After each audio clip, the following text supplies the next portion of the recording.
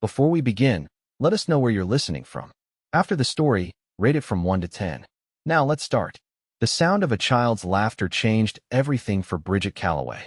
It floated across the stables on a warm spring breeze, genuine and uninhibited, cutting through the practiced mask she'd worn for so long she'd forgotten it wasn't her real face.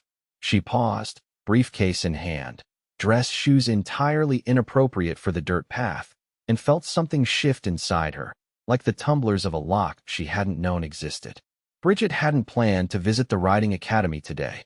Her assistant had scheduled the meeting with the property manager for next week, but a cancellation in her calendar had left an unexpected 3-hour window. 3 hours, a rarity in the life of the CEO of Callaway Innovations, one of the fastest-growing tech firms on the West Coast. The logical move would have been to fill it with the endless tasks that perpetually crowded her to-do list, but something had compelled her to drive out to the property her company had recently acquired. The Oak Ridge Equestrian Center sat on 30 prime acres just outside Portland. Its weathered stables and pastures had seen better days, but the land itself was what interested Callaway Innovations. The plan was to develop a sustainable corporate retreat center, a place where executives could recharge while the company showcased its eco-friendly technologies. It made perfect business sense. The board had approved unanimously. So why did that child's laughter make her feel like a trespasser? Bridget followed the sound, her curiosity drawing her toward the indoor arena. Through the large open doorway, she saw a small girl, no more than 6 or 7, perched atop a gentle-looking chestnut pony. Her posture was stiff with concentration, small hands gripping the reins too tightly. Walking alongside them was a man, tall, with shoulders broad enough to suggest strength, but slightly stooped, as if carrying an invisible weight. His faded jeans and work boots bore the honest marks of daily labor, and his voice carried the patient cadence of someone used to teaching. "That's it, Lily. Remember what we talked about, soft hands. The pony can feel everything you're thinking through those reins." The girl's face scrunched in concentration. "Like this, Daddy? Perfect. Now, can you feel how he's relaxing? That's because he trusts you now." The child's face blossomed into a smile of pure accomplishment, and that's when the laughter came again. First from the girl as the pony picked up a gentle trot, then from her father as he jogged alongside, his own joy reflecting his daughter's. Bridget found herself smiling too, unconsciously. How long had it been since she'd laughed like that? With complete abandon. She couldn't remember. The man glanced up, noticing her standing in the doorway. Their eyes met across the arena, and Bridget felt an unexpected jolt. He had kind eyes, tired, but kind, set in a face that looked like it had weathered its share of storms.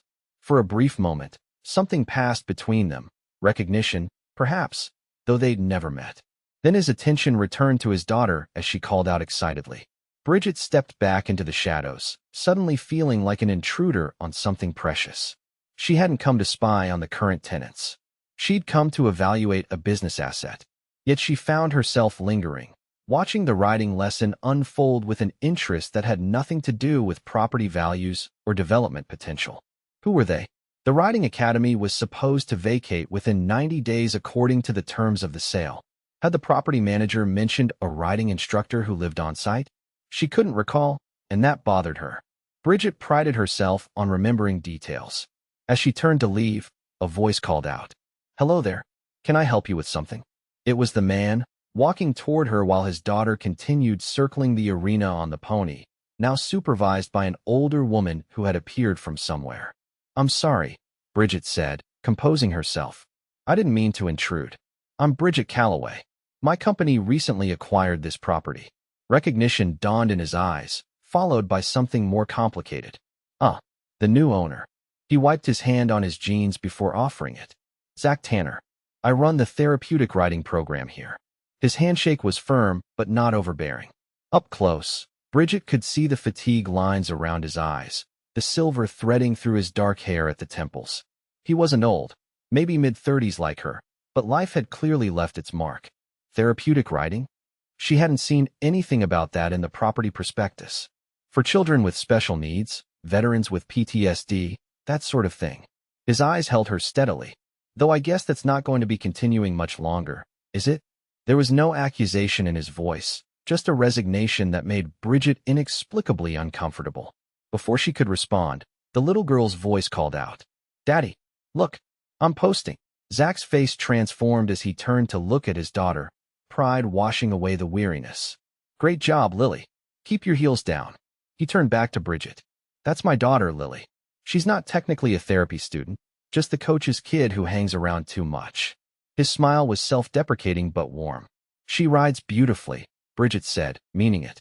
There was something captivating about the child's determined concentration.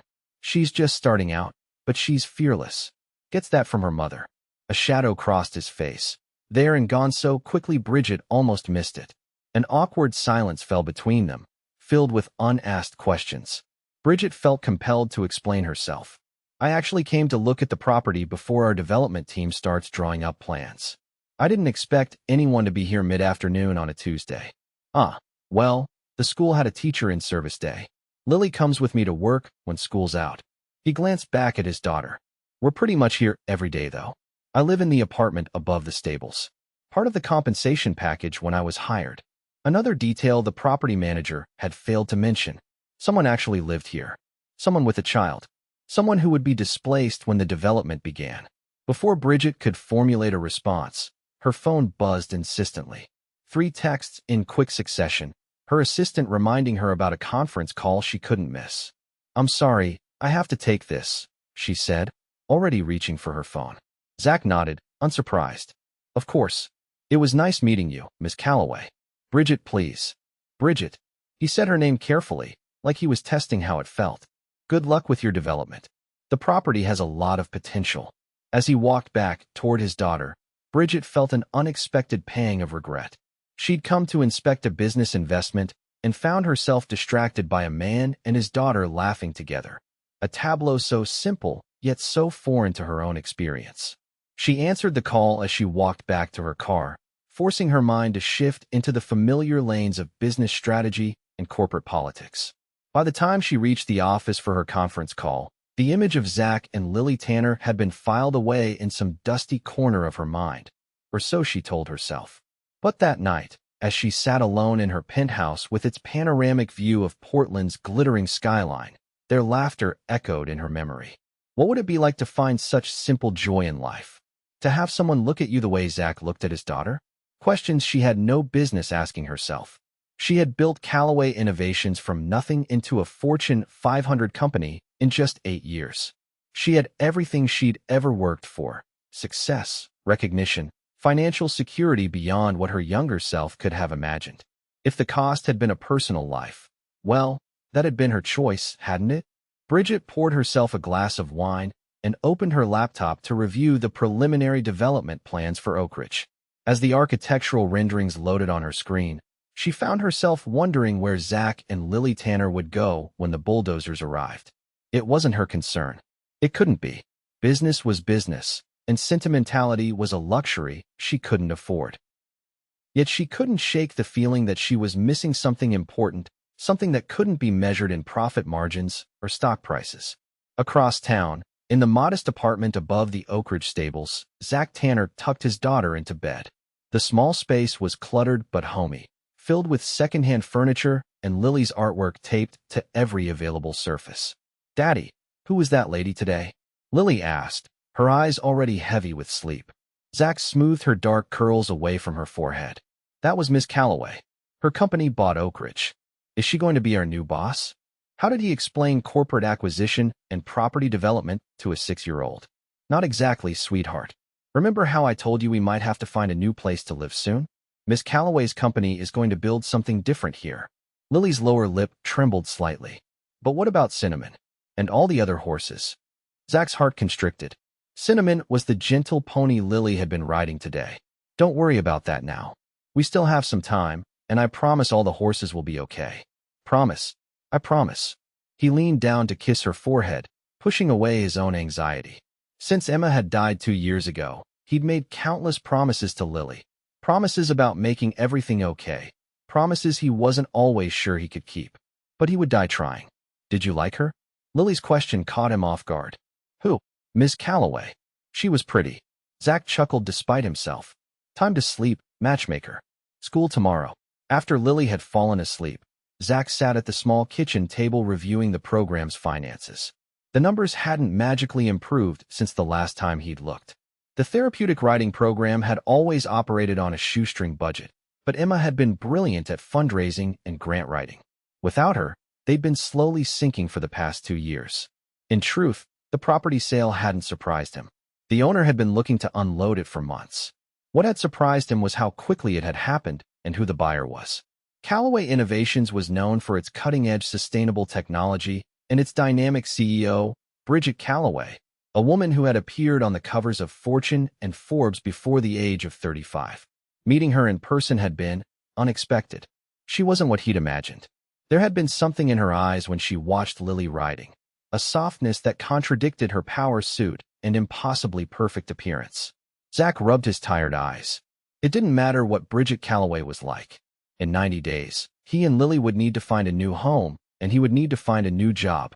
The program's clients, children and adults who had found healing through their connection with horses, would need to find new services, if they existed at all.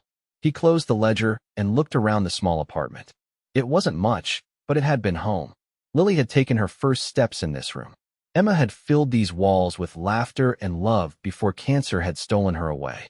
How did you pack up memories like those? As he prepared for bed, Zach tried to focus on practical concerns, updating his resume, researching affordable apartments, looking into other therapeutic writing programs that might be hiring.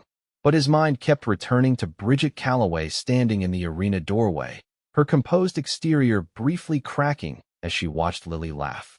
He wondered what made a woman like that tick. What drove someone to such heights of success? What price had she paid for it? And why did he care? 2 days later, Bridget found herself driving back to Oak Ridge, telling herself it was purely a business decision to get more familiar with the property before development began. She had instructed her assistant to clear her afternoon schedule, another rarity that had raised eyebrows at the office.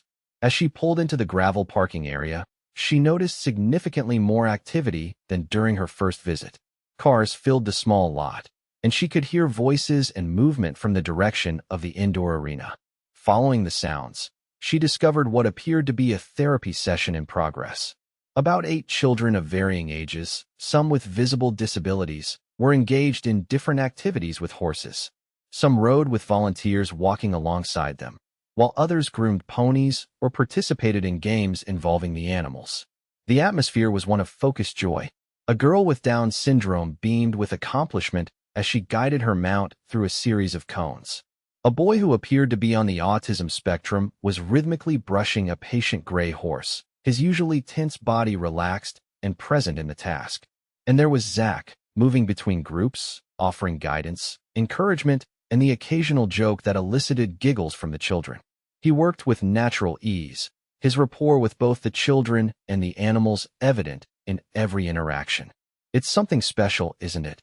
Bridget turned to find an older woman standing beside her, watching the scene with obvious pride. "I'm Martha Reynolds," the woman said, offering her hand. "I founded this program 30 years ago, though Zach runs most of it these days." Bridget Calloway.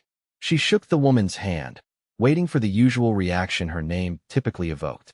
Martha merely nodded. "The new owner. Zach mentioned you'd stopped by? Come to see what you're dismantling." The bluntness caught Bridget off guard. Before she could respond, Martha continued. "I don't mean to be harsh, dear. Business is business. I understand that better than most. I just thought you might want to see what actually happens here before the bulldozers arrive." Bridget felt a flash of defensiveness. "Our development will create jobs and showcase sustainable technology. It's not as if we're building a strip mall." Martha's eyes crinkled with something between amusement and sympathy. "Of course.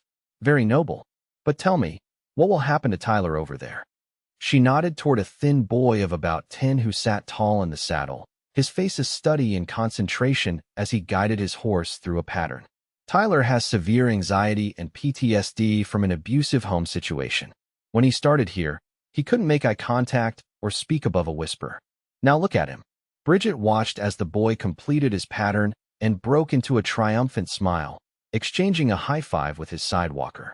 "Or Sophia," Martha continued, indicating a teenage girl in a wheelchair who was directing volunteers in grooming a large chestnut horse. "The horses give her a freedom her body doesn't allow. Where will she find that when we're gone?" Bridget felt increasingly uncomfortable. Surely there are other therapeutic riding programs? The nearest one is over an hour away and has a 2-year waiting list. Martha's voice remained gentle but resolute. Most of our families don't have the resources to travel that far or wait that long. Before Bridget could formulate a response, Lily spotted her from across the arena and waved enthusiastically. "Miss Calloway, look at me. I'm helping teach." The little girl was leading a tiny pony with a younger child on its back, her face glowing with responsibility and pride. Zach looked up, surprise registering when he saw Bridget. He said something to a volunteer before making his way over. "Miss Calloway, didn't expect to see you again so soon." His tone was polite but guarded. "Please, it's Bridget. I wanted to get a better feel for the property." The explanation sounded thin even to her own ears. Martha patted Zach's arm. "I've been giving Miss Calloway the grand tour. Why don't you show her the outdoor facilities? I can cover your groups." Before either could object, Martha moved away, leaving them in an awkward silence. "You don't have to do that," Bridget said quickly. "I can see you're busy. It's no problem. We're winding down for the day anyway." Zach gestured toward a side door. "The outdoor arena is this way, if you're interested." As they walked, Bridget found herself searching for something to say. Small talk had never been her forte. In business settings, she always had an agenda, a purpose. "Your daughter seems very at home here," she finally offered. Zach's expression softened. "She is. She's grown up around horses. My late wife started the therapeutic program here about 8 years ago. Lily was practically born in a saddle." "I'm sorry about your wife." The words felt inadequate. He nodded, accepting her condolence with the weary grace of someone who had heard many such expressions. "Emma died of ovarian cancer 2 years ago. It was aggressive. From diagnosis to the end was less than 6 months. That's terrible." It was. His voice held no self-pity, just a simple acknowledgement of pain. "But we're finding our way. The horses help. They give Lily stability, something constant when everything else changed." They had reached the outdoor arena, a large fenced area with jumps and other equipment arranged around its perimeter. Beyond it stretched rolling pastures where several horses grazed peacefully in the afternoon sun.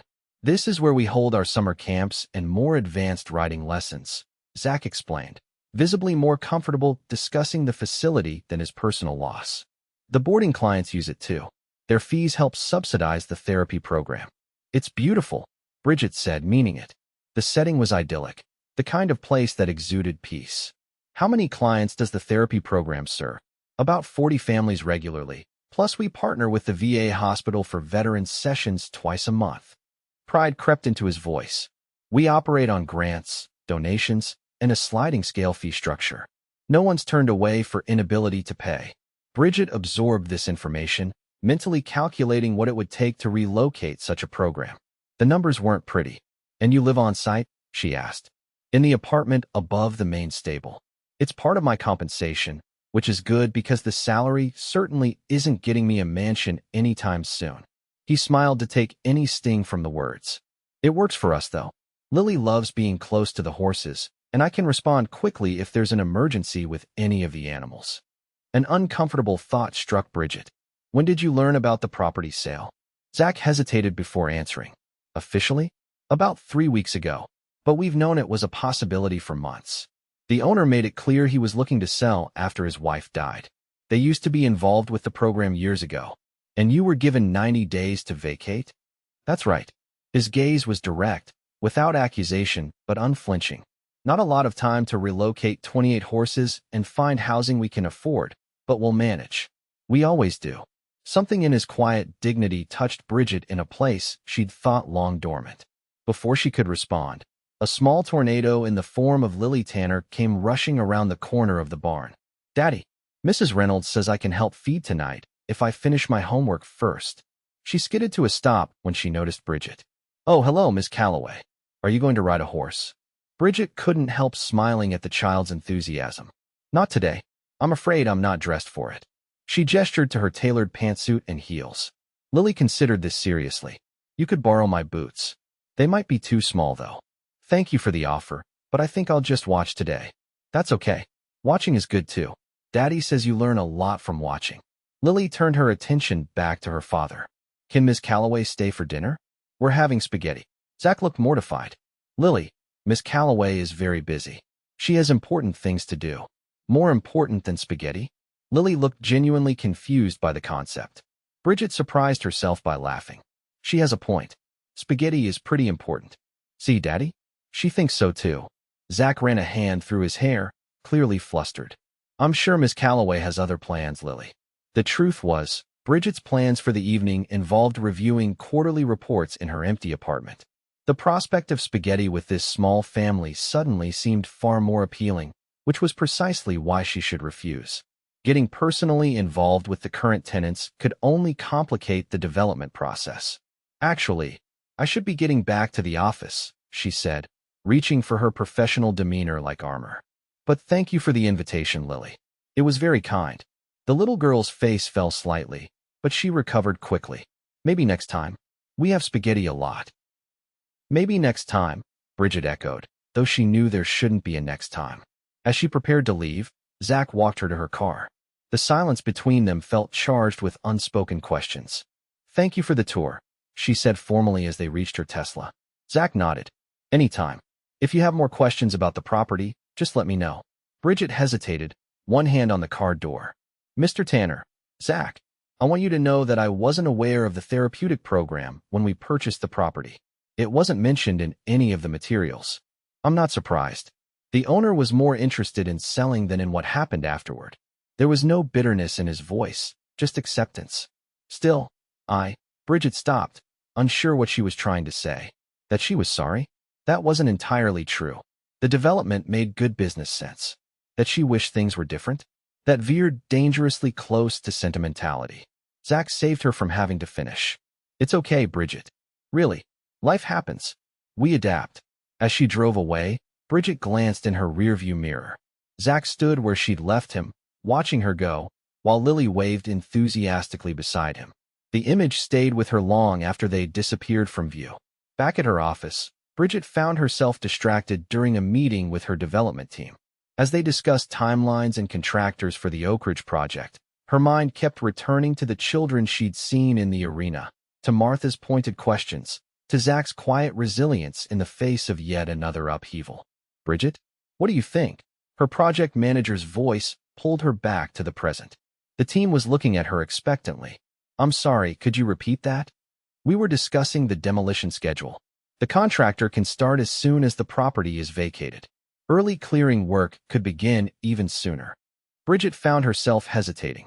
Actually, I think we should reconsider the timeline. There's no rush to begin demolition immediately after vacancy. The project manager looked confused. But the sooner we start, the sooner we finish. The board is eager to see progress. The board is eager to see thoughtful development that enhances our reputation. Let's take our time to make sure we've considered all aspects of this project. Her tone made it clear the matter wasn't up for debate. After the meeting, Bridget sat alone in her office, staring at the city lights as twilight descended. What was she doing? The development plan was solid. The property acquisition had been completely above board. She had no obligation to the riding program or its participants. Yet she couldn't stop thinking about Lily's invitation to spaghetti dinner. Such a simple thing, a meal shared at the end of the day. When was the last time Bridget had eaten dinner with anyone other than clients or colleagues? When had her life become so devoid of simple human connection? Her phone chimed with a reminder about a charity gala that weekend, another event where she would network and maintain her position in Portland's business community. Another evening in designer heels and practice smiles. Another night of returning to an empty home. On impulse, Bridget pulled up the browser on her computer and searched for information about therapeutic riding programs. What she found both surprised and troubled her.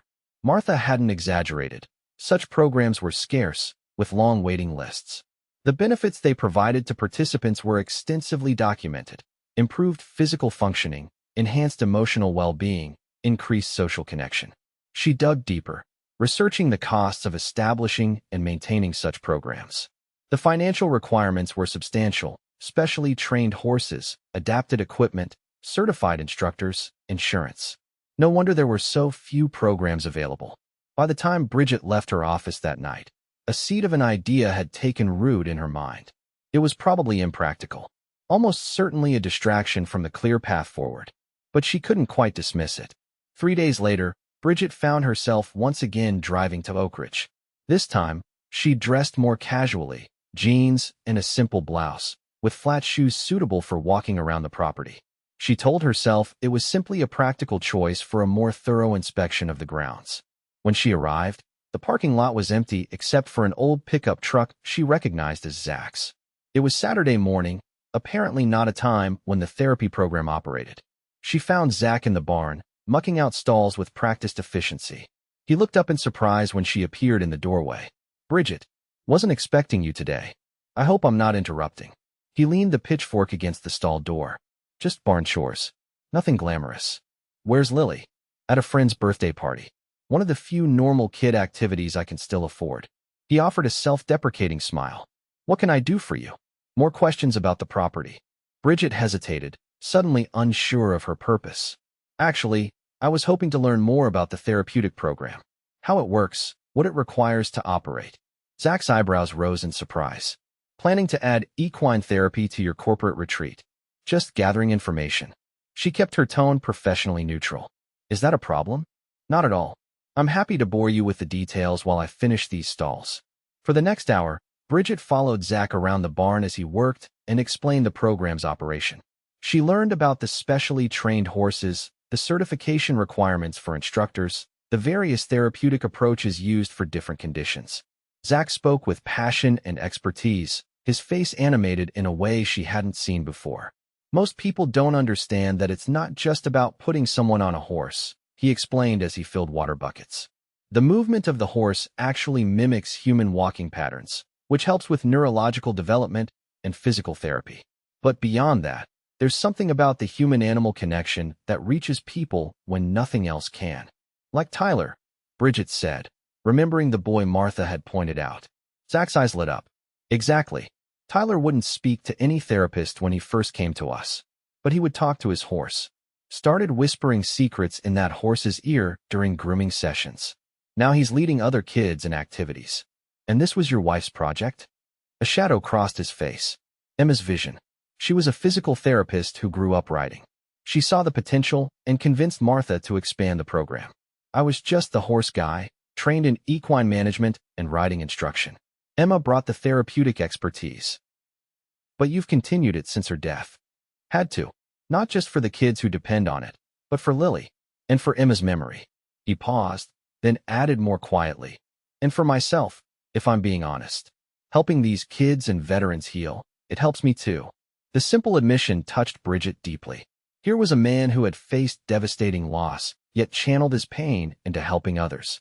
It was a stark contrast to how she'd handled her own past traumas, building walls, focusing on achievement, avoiding vulnerability at all costs.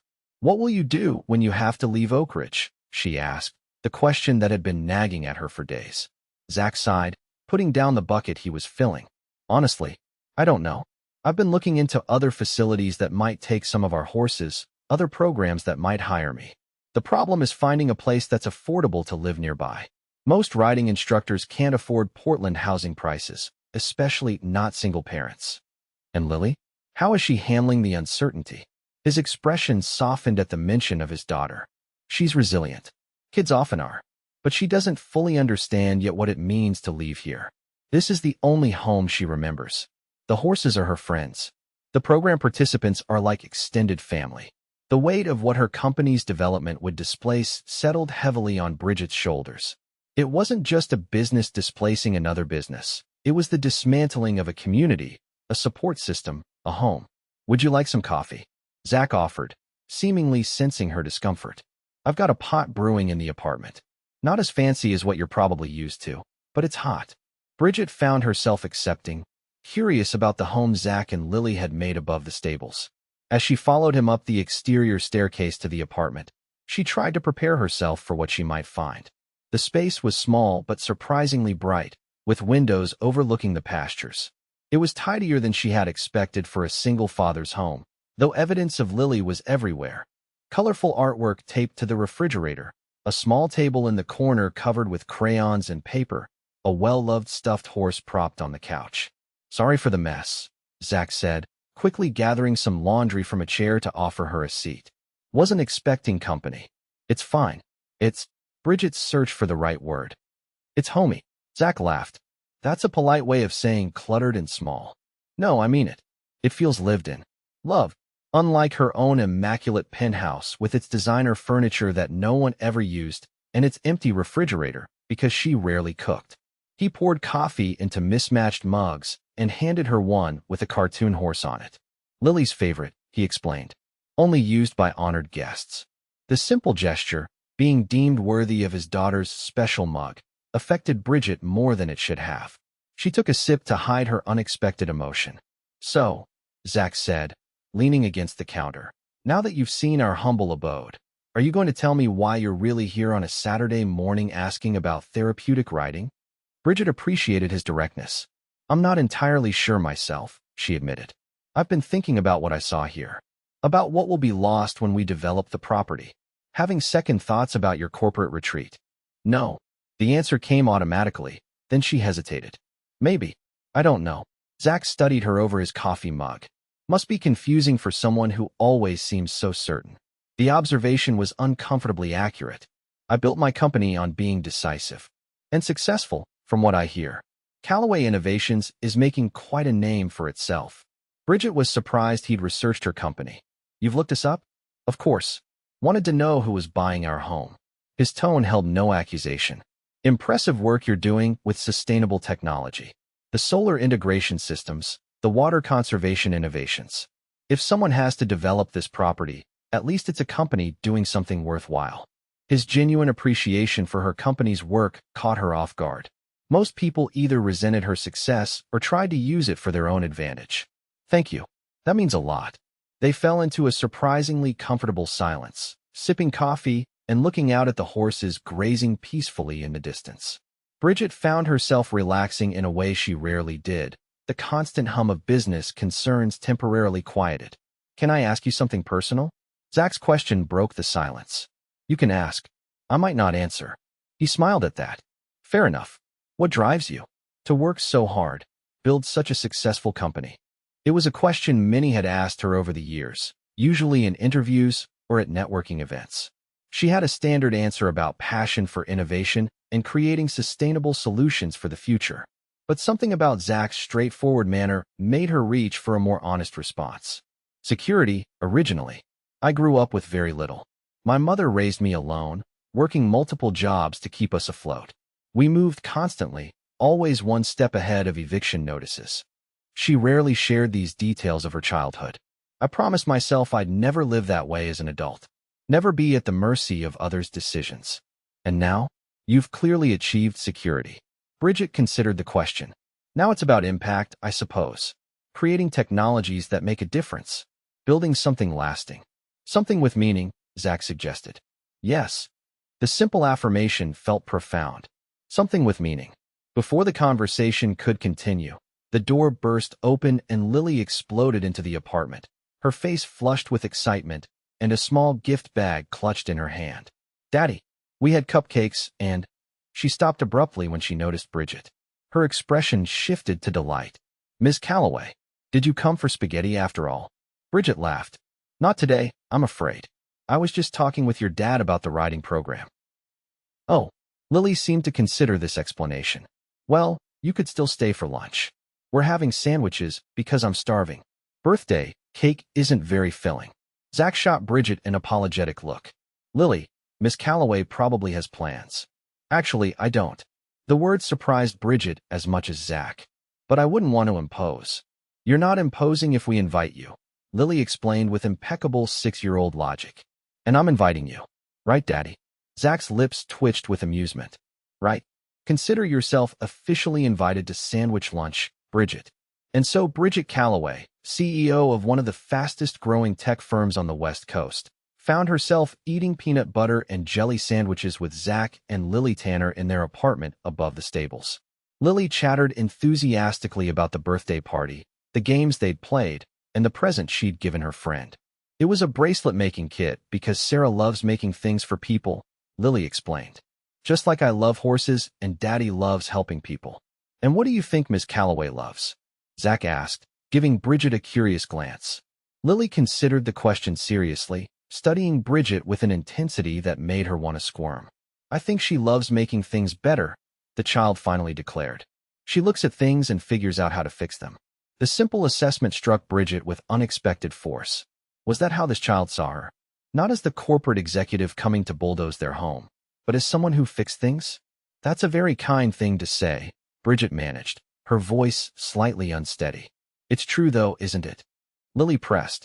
Daddy says your company makes things that help the planet. We try to, Bridget acknowledged. That's our goal. Like how our program helps kids, Lily continued, making connections in her straightforward way. So we're both helpers, just different kinds. Zach looked at his daughter with a mixture of pride and wonder. When did you get so wise, Squirt? Lily giggled. Mrs. Reynolds says I have an old soul. What does that mean? As Zach attempted to explain the concept to his daughter, Bridget felt something shift inside her. This child, with her simple observations and open heart, had cut through all the complications and seen a truth Bridget herself had sometimes lost sight of. At its core, her work was about making things better. Somewhere along the way, amid the board meetings and quarterly targets, she'd started focusing more on growth metrics than on meaning. After lunch, Lily insisted on showing Bridget her room, a tiny space made magical by horse posters, twinkling fairy lights, and bookshelves overflowing with stories. This is Starlight, Lily said, holding up a well-loved stuffed horse. Mom gave her to me when I was a baby. She goes everywhere with me. She's beautiful, Bridget said, honored by this glimpse into the child's most treasured possessions. She'll come to our new home too, wherever that is. Lily's voice held a forced brightness that didn't quite mask her anxiety. Daddy says we might have to live in an apartment building where there aren't any horses, but he promised we'd still visit them. The vulnerability in those words tightened something in Bridget's chest. Before she could respond, Zach appeared in the doorway. Lily, didn't you want to check on Cinnamon this afternoon? Why don't you run down to the barn while I walk Miss Calloway to her car? Okay. The child's concerns were instantly forgotten in the excitement of seeing her favorite pony. She darted past them, calling over her shoulder, Bye, Miss Calloway. Come back again soon. As they walked down the exterior stairs, a comfortable silence settled between them. Bridget found herself reluctant to leave, which was absurd. She had reports to review, emails to answer, a conference call scheduled for later that afternoon. At her car, she turned to face Zach. Thank you for the impromptu lunch. And for sharing information about the program. Thank you for taking an interest. His expression was thoughtful. Most developers wouldn't bother. I'm still a developer, she reminded him gently. This doesn't change the company's plans. I know. His smile held no resentment. But you took the time to understand what's being lost. That matters. As Bridget drove away, her mind was racing with half-formed ideas and troubling questions. What if there was a way to preserve some aspect of the therapeutic program while still proceeding with the development? What would the board say? Was she letting personal feelings interfere with sound business judgment? By Monday morning, Bridget had made a decision. She called her executive team together for an emergency meeting. I want to propose a modification to the Oak Ridge development plan, she announced without preamble. I believe we can incorporate the existing therapeutic riding program into our corporate retreat center, creating a unique feature that would enhance our company image while providing a valuable community service. Her CFO frowned. That would significantly alter the budget projections. The land allocated for the main retreat facilities would need to be reduced to accommodate stables and riding areas. We can build up rather than out, Bridget countered. A more compact main building with multiple stories would actually showcase our energy-efficient designs better than the sprawling structure we'd planned. What about liability issues? The legal director asked. Equine activities carry inherent risks. The program already has insurance and safety protocols in place. We'd simply need to integrate them into our overall risk management strategy. Bridget had spent the weekend researching every angle. For the next 2 hours, her team raised objections and concerns, each of which Bridget addressed with the data-driven precision that had made her successful. She had spreadsheets demonstrating the potential tax benefits, marketing analyses showing the positive publicity, and preliminary sketches of how the development could be reconfigured. This isn't just about good PR, she concluded. It's about creating a truly innovative corporate retreat that embodies our values of sustainability and community engagement. Imagine executives from visiting companies participating in team-building exercises with the horses, or volunteering with the therapy program as part of their retreat experience. Gradually, she could see her team warming to the idea. By the end of the meeting, they had agreed to develop a formal proposal for the board's consideration. As everyone filed out, her CFO lingered behind. "This is unlike you, Bridget. You're usually the one pushing for the cleanest, most efficient solution." "Perhaps I'm evolving," she replied evenly. "The best innovations often come from unexpected directions." When the meeting concluded, Bridget found herself both energized and apprehensive. The modified plan made sound business sense. She wouldn't have proposed it otherwise, but she couldn't deny that personal factors had influenced her thinking. The image of Lily clutching her stuffed horse while bravely talking about a future without real horses nearby had stayed with her. So had Zach's quiet dignity in the face of yet another life disruption. So had the faces of the children and veterans finding healing through their connection with the horses. But was that really so wrong? Hadn't her company been founded on the principle of creating technology that improved lives? Why shouldn't that same ethos extend to how they develop their property? Before she could second-guess herself further, Bridget picked up her phone and dialed the number Zach had given her. "Bridget." His voice registered surprise. "Is everything all right?" "Everything's fine. I was wondering if you might be available to meet this afternoon. There's something I'd like to discuss with you." A pause. "Sure. I finished teaching at 4. Is that too late?" "4 is perfect. Would you mind if I came to Oak Ridge?" "Not at all." His tone held curiosity. "Should I be concerned?" "No," she assured him. "It's potentially good news, actually. But I'd prefer to discuss it in person." "All right. I'll see you at 4. The rest of the day passed in a blur of meetings and decisions, but Bridget found her thoughts repeatedly drifting to her upcoming conversation with Zach. She was both eager and nervous to share her idea with him. What if he hated it? What if he thought she was overstepping or being condescending? At precisely 4 o'clock, Bridget arrived at Oak Ridge. She found Zach in the tack room, cleaning equipment after his last lesson of the day.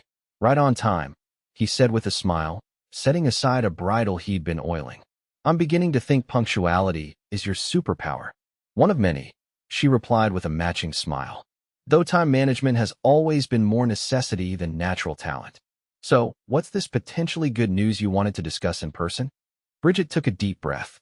"I've been thinking about the development plans for Oak Ridge, about ways we might be able to preserve some aspects of what's here while still meeting our company's objectives." Zach's expression shifted to guarded interest. "I'm listening. What if, instead of completely replacing the therapeutic riding program, we incorporated it into our retreat center, created a space where the program could continue operating alongside our facilities?" His eyes widened slightly. "You're serious?" "Completely. We would need to scale back some of our original building plans, consolidate the structures to preserve more open space for the horses and riding areas. But I think it could work, benefit both the program and our company." "How so?" His tone wasn't skeptical exactly, but cautious. "For the program, it would mean continued operation, potentially with improved facilities and more stable funding. For Callaway Innovations, it would create a unique feature for our retreat center, one that emphasizes our commitment to community engagement and social responsibility." "And the board would approve this?" "I'm presenting the proposal next week. I can't guarantee approval, but I'm making a strong case." Bridget hesitated, then added, "I wanted to discuss it with you first, get your input before finalizing anything." Zach was quiet for a long moment, processing what she'd proposed. "What about staffing? Would the current program staff remain?" "That would be my recommendation, yes. You know the program, the clients, the horses. It would make the most sense to keep that expertise." "And housing?" "For me and Lily." Bridget had anticipated this question. "The current apartment would need to be renovated as part of the stable upgrading, but we could include staff housing in the development plan." A cautious hope began to light his eyes. "You're really serious about this?" "I am." Bridget met his gaze steadily. "It's not charity, Zach. I believe this could be a mutually beneficial arrangement." "What prompted this?" "When we last spoke, you were clear that the development plans weren't changing." It was a fair question, one Bridget had prepared for. Yet the practiced answer she'd rehearsed felt suddenly inadequate. "The truth," she said finally, "it started with seeing those children in the arena, with understanding what this place means to them, to the veterans, to you and Lily. But it became something more when I realized this could be an opportunity to create something truly innovative, a corporate retreat that doesn't just talk about community impact, but actively demonstrates it. She paused, then continued more softly. And perhaps I've been reminded recently of what really matters, of the kind of legacy I want Callaway Innovations to create. Zach studied her face, as if searching for hidden motives. Finding none, his expression gradually relaxed into a genuine smile. I'd need to see the details, of course. Understand exactly what you're proposing before I could fully endorse it. Of course, I'll have my team prepare a complete outline for your review. Bridget felt a weight lifting from her shoulders. But you're open to the possibility? Very open. His eyes held hers. Thank you, Bridget, for thinking outside the box, for seeing the value in what happens here. Thank Lily, actually.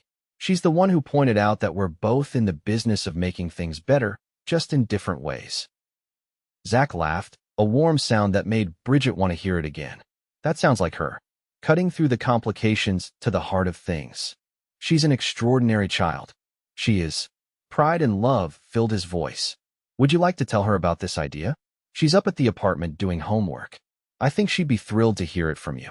Bridget hesitated only briefly before nodding. I'd like that very much. As they walked toward the apartment, side by side in the golden afternoon light, Bridget felt a sense of rightness settle over her. The path ahead wouldn't be simple. Convincing the board, redesigning the development, working out all the practical details of this unconventional arrangement. But for the first time in years, she was pursuing something that felt truly aligned with her deepest values.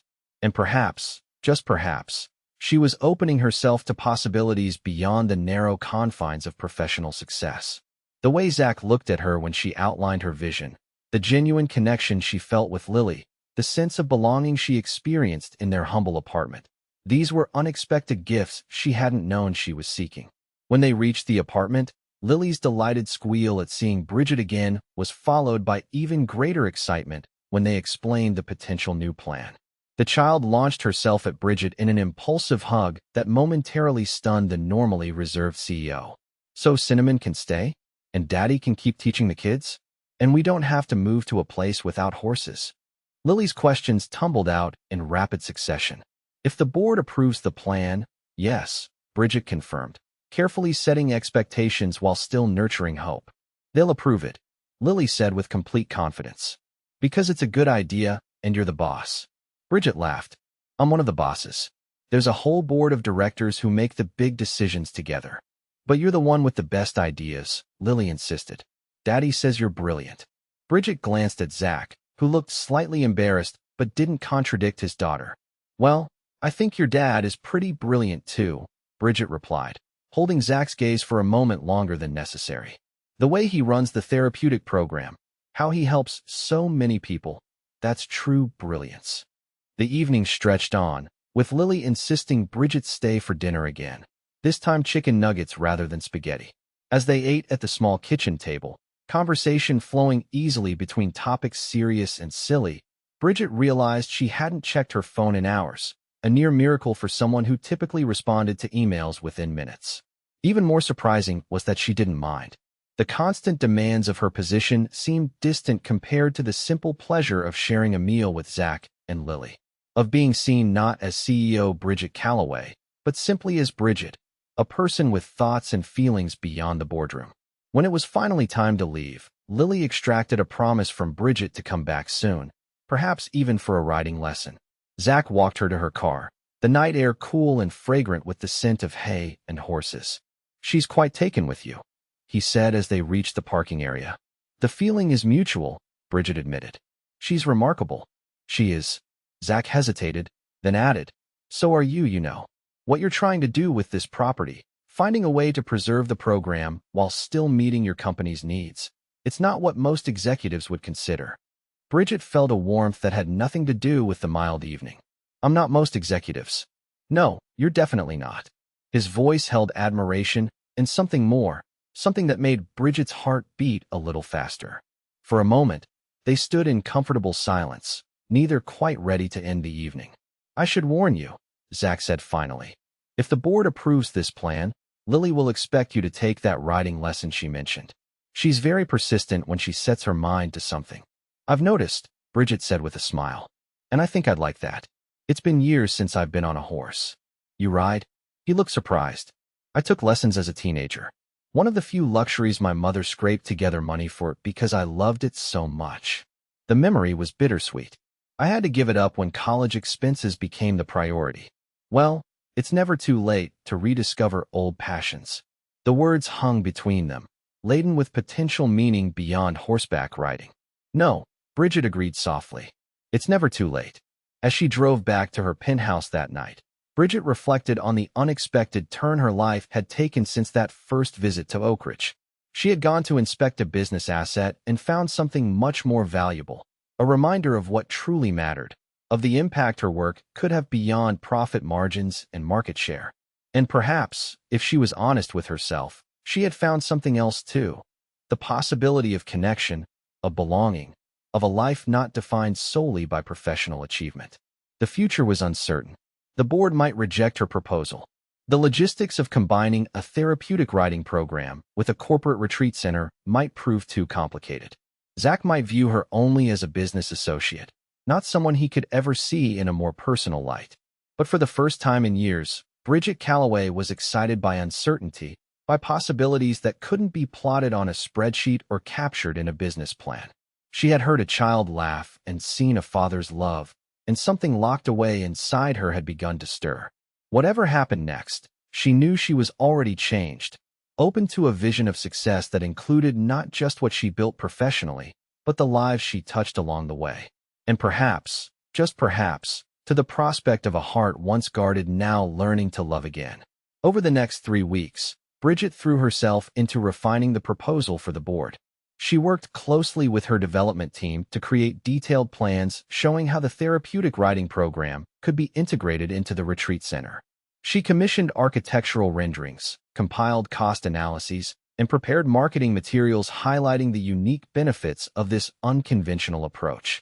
Throughout the process, she consulted regularly with Zach, valuing his practical knowledge and passion for the program.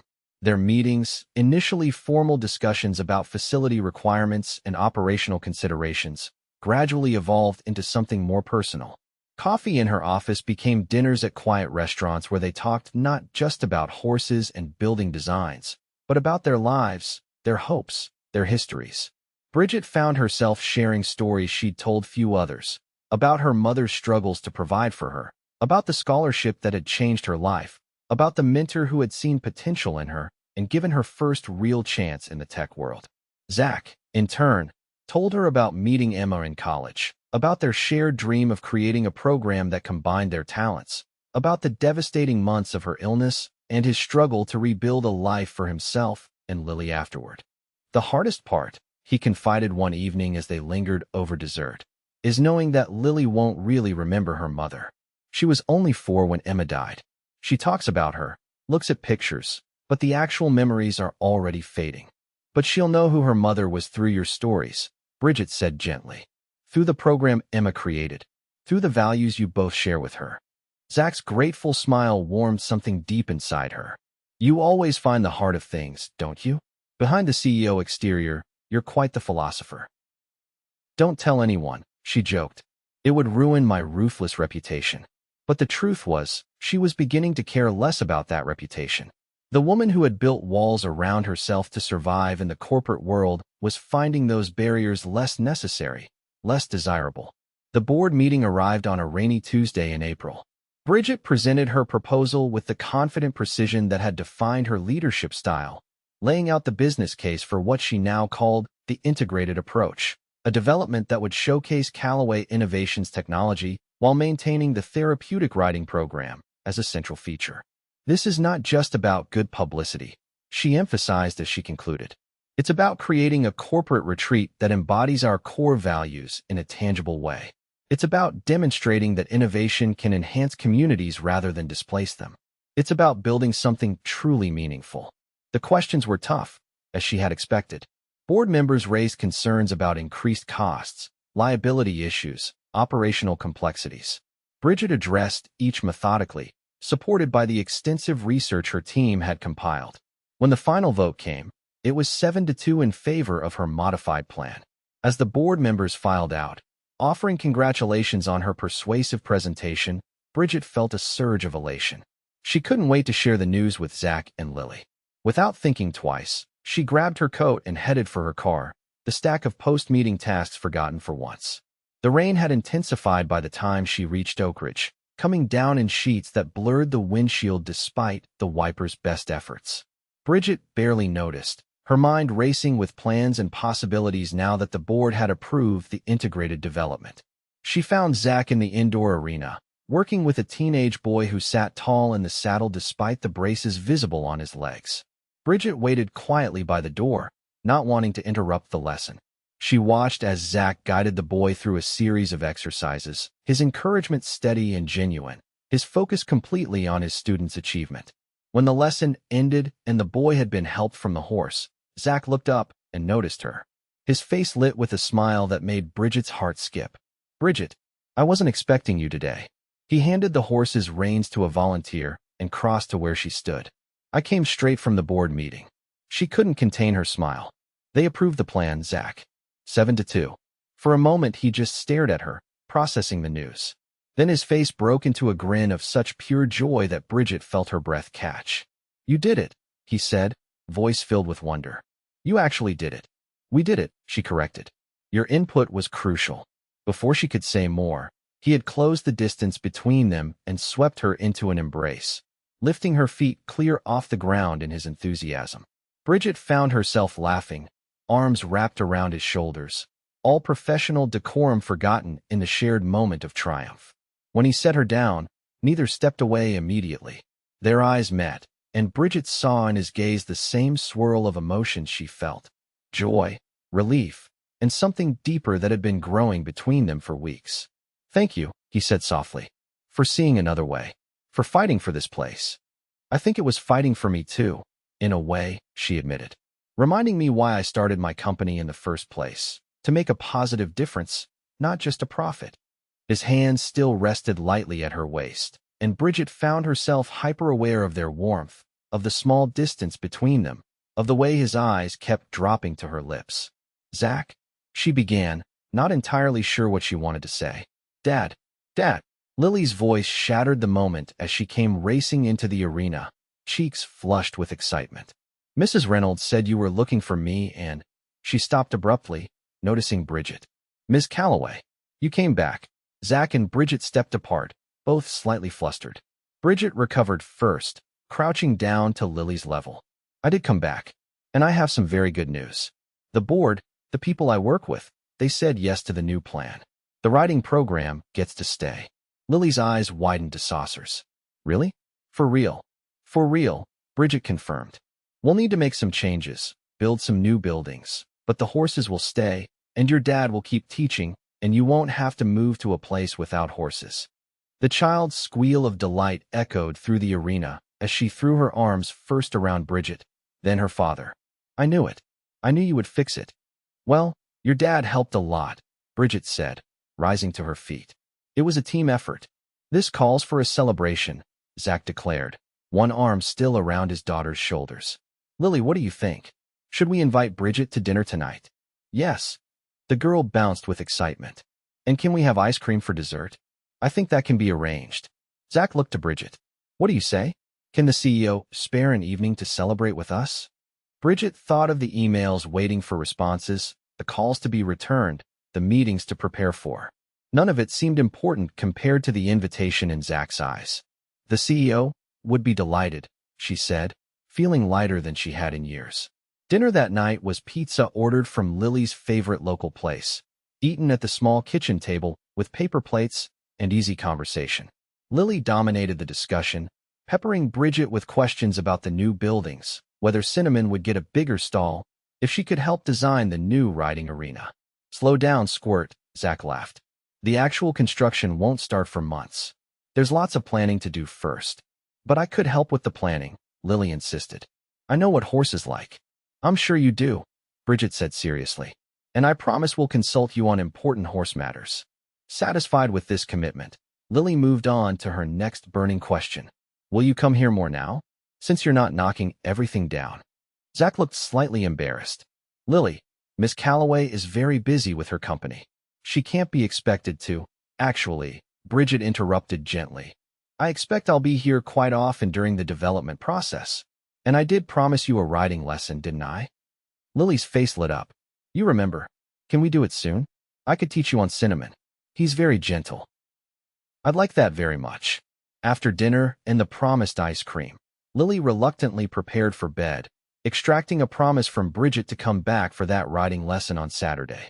Once the child was tucked in, Zach and Bridget found themselves alone on the small balcony outside the apartment, watching the rain that had finally stopped, leaving everything fresh and gleaming in the security lights.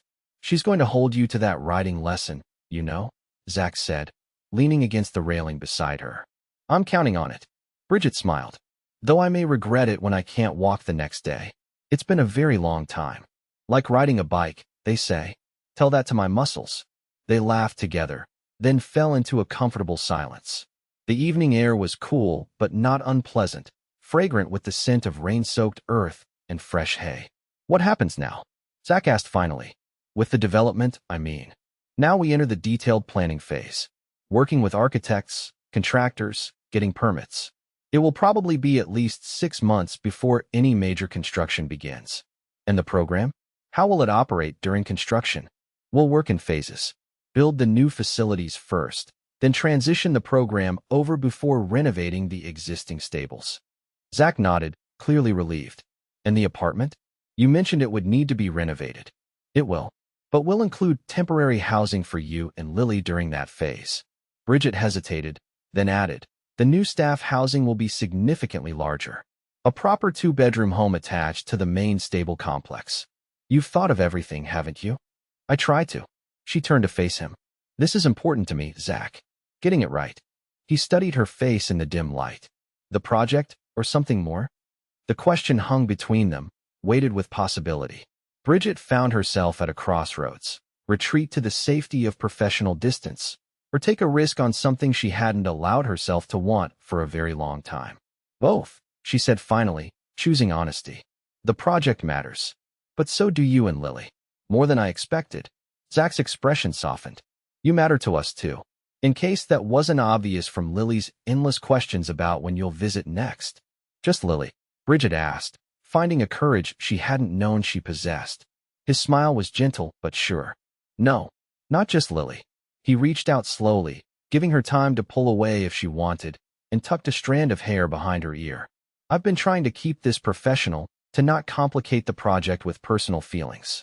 But the truth is, I think about you even when we're not discussing building plans or program operations. Bridget felt a warmth bloom inside her chest. I think about you too. And it terrifies me. Why? Because I've spent years building walls around myself, making sure nothing interfered with my goals, my company's success. And then I heard a child laugh, and I saw you with your daughter, and those walls started crumbling before I even realized what was happening. Zach's hand had come to rest at the curve of her neck, his touch warm and reassuring. Is that such a bad thing? Walls keep things out, but they also keep you in. I know, she whispered. That's what scares me. I'm good at being CEO Bridget Calloway. I'm not sure I remember how to just be Bridget. I like just Bridget, he said, his voice low. The one who eats pizza off paper plates and promises riding lessons to persistent 6-year-olds. The one who finds ways to preserve a therapeutic riding program instead of bulldozing it. The one standing here right now, being braver than she thinks she is. Bridget felt tears prick at her eyes, unexpected and unwelcome. She blinked them back, but not before Zach noticed. Hey, he said softly. No pressure. We can take this as slowly as you need. It's not that, she assured him. It's just been a long time since anyone saw me. Really saw me, beyond the title and the achievements. I see you, he said simply. And I like what I see. A lot. The sincerity in his voice gave her courage. Bridget closed the small distance between them, her hand coming to rest lightly on his chest. I like what I see too, she admitted. A father who would do anything for his daughter. A man who helps others heal through horses. Someone who's faced loss but still opens his heart. Zach's other arm slipped around her waist, drawing her closer. We're quite a pair, aren't we? Both a little broken, both trying to build something meaningful. Maybe that's not such a bad foundation, Bridget suggested, her heart racing. No, he agreed. I don't think it is. When he lowered his head to kiss her, Bridget met him halfway. The kiss was gentle at first, a question rather than a demand. But as her arms slid around his neck and his tightened at her waist, it deepened into something more certain, more promising. In that moment, on a small balcony above a stable that would soon be transformed but not destroyed, Bridget Calloway felt something shift inside her. Not a door closing on her old life, but a new one opening, revealing possibilities she had never allowed herself to imagine. She had come to Oak Ridge to develop a property and found something far more valuable, a reminder of what truly mattered, a community worth preserving, and perhaps, if she was brave enough to try, a chance at the kind of love she had long ago convinced herself she didn't need. As Zach's lips moved against hers, gentle but sure, Bridget surrendered to the moment, to the possibility, to the sound of a child's laughter that had changed everything.